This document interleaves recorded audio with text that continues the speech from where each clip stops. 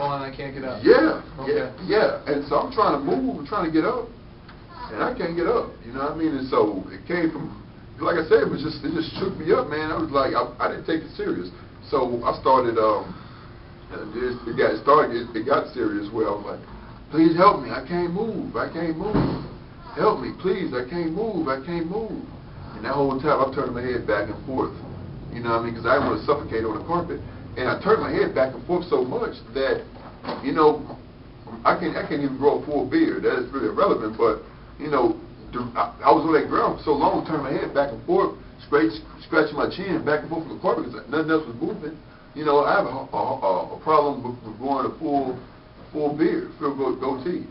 You know, but, you know, so I'm on this ground, and after, I say probably like, I really can't count the hours, you know, the initial hours, but it was a while, he came out the bedroom, my mom's boyfriend, so he grasped my arms to try to stand me up, you know, because he thought I was joking. And so when he tried to raise my arms up, my head is like this, because my neck is broke, you know what I mean, so I'm kind of, you know what I mean, so I don't have enough strength to move my neck, so I'm like, I can't move my neck.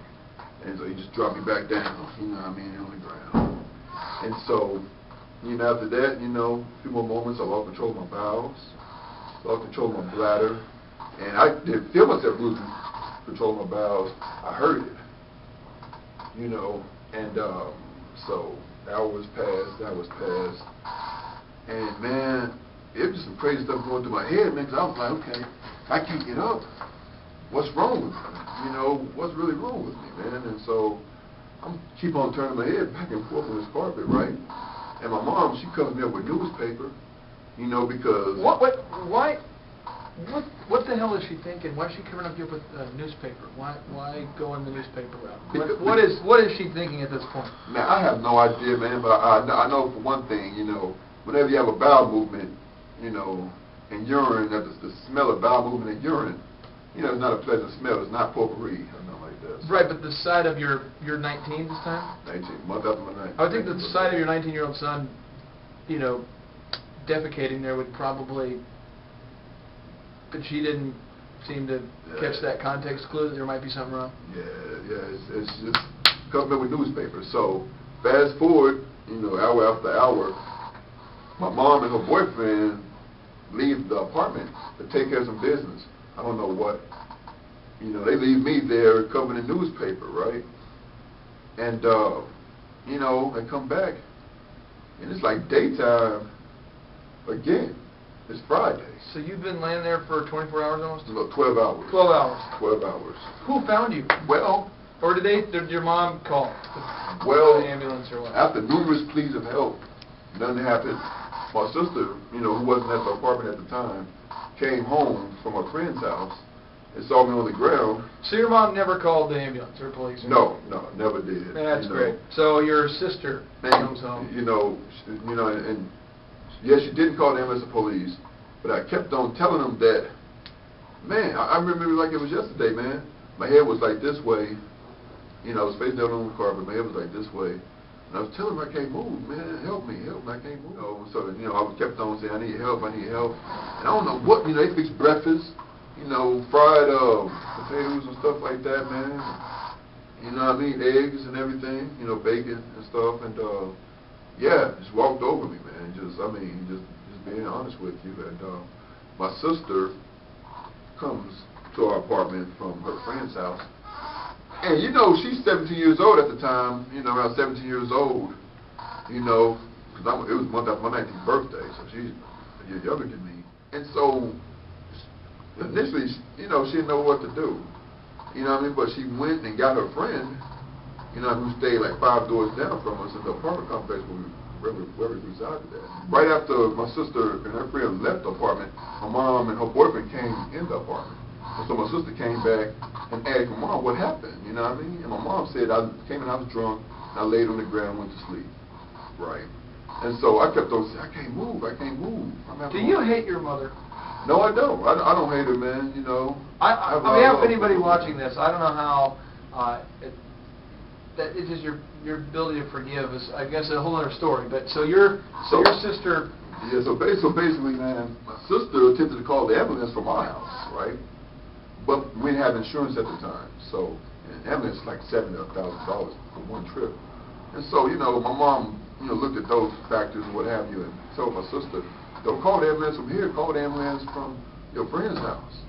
And so my sister turned around, went to her friend's house and called the ambulance.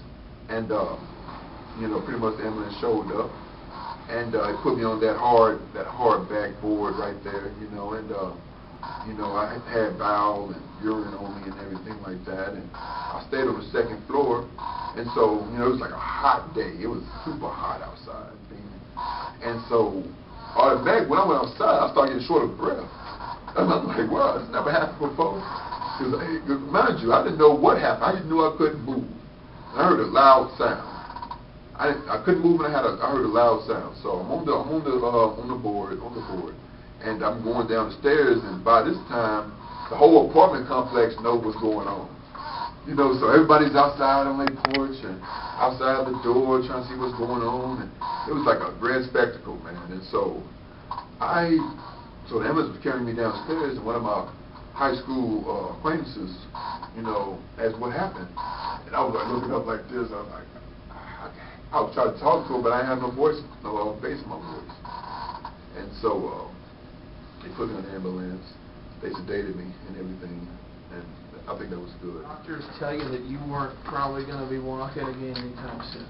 Well, basically, you know, when I woke up, you know, I mean, from whatever I was in, I was looking at the bright white lights of the emergency room, and I tried to move again, you know, and I was just numb all over my body, you know what I mean, and I couldn't move my arms, I couldn't move anything, and the doctor told me I won't walk again, you know, and I tried to cry, you know what I mean, but I was just so numb, man, I couldn't even cry, you know, it was just crazy, man, and yeah, I mean, looking up at the bright white lights, man, the doctor told me I'm not going to be able to walk again, man. It just really shook my life up, man. It shook my mind up at that moment, man. Was your mom there when that happened?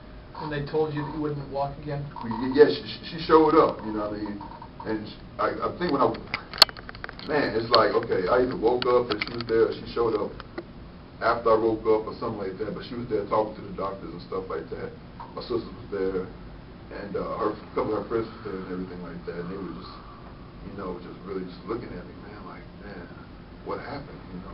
And how long was the recovery process before you were able to get, you know, use of your arms and things like that? How long did that take? It was like baby steps, you know what I mean? It was gradual. I would say, man, to be able to do half of what I'm doing now, at least a year. A year? At least 2 years. And so you were 19 when this accident happened? Right.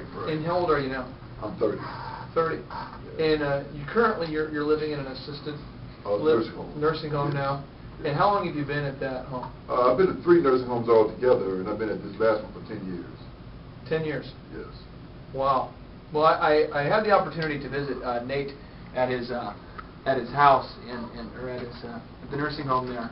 Would you call it the house? Your house? It's my crib. It's his crib. That's where it's at. That's where the party's at.